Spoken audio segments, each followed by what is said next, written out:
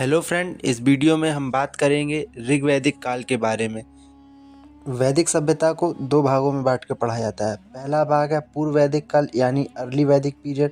दूसरा है उत्तर वैदिक काल यानी पोस्ट वैदिक एरा। इस वीडियो में हम लोग सिर्फ ऋग्वैदिक काल के बारे में बात करेंगे।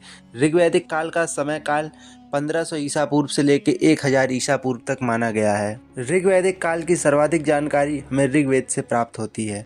ऋग्वैदिक कालीन आर्य पंजाब के सप्त सैंधव प्रदेश में आकर बसे थे।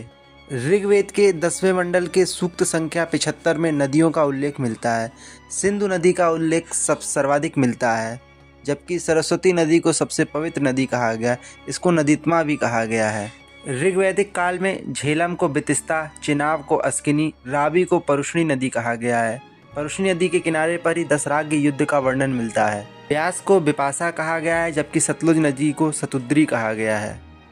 ऋग्वेद में गंगा का उल्लेख एक बार, जबकि यमुना का उल्लेख 3 बार मिलता है। ऋग्वैदिक कालीन आर्यों का प्रमुख व्यवसाय पशुपालन था, खेतीबाड़ी था। गाय को अधन्य कहा गया है, यानी न मारे जाने योग्य पशु। ऋग्वैदिक कालीन समाज समतावादी समाज था। कर्मों के आधार पर वर्णों का विभाजन किया गया था। समाज पितृसत्तात्मक था, यानी परिवार का सबसे बड़ा पुरुष सदस्य परिवार का मुखिया होता था। परिवार के मुखिया को कुलपति या गृहपति कहा जाता था। गृहपति की पुत्री गाय से दूध निकालने का काम करती थी, इसलिए उसको दुहिता कहा जाता था। ऋग्वैदिक कालीन समाज में कर्मों के आधार पर 3 वर्गीय विभाजन था। पहला था योद्धा, दूसरा था पुरोहित, तीसरा था सामान्य जन। ऋग्वैदिक कालीन समाज की सबसे आधारभूत इकाई परिवार थी। उसके ऊपर ग्राम था, तीसरे स्थान पर विष था, चौथे स्थान पर जन, जबकि 5वें स्थान पर राष्ट्र होता था। ऋग्वैदिक काल में राजा का चयन जनता द्वारा होता था।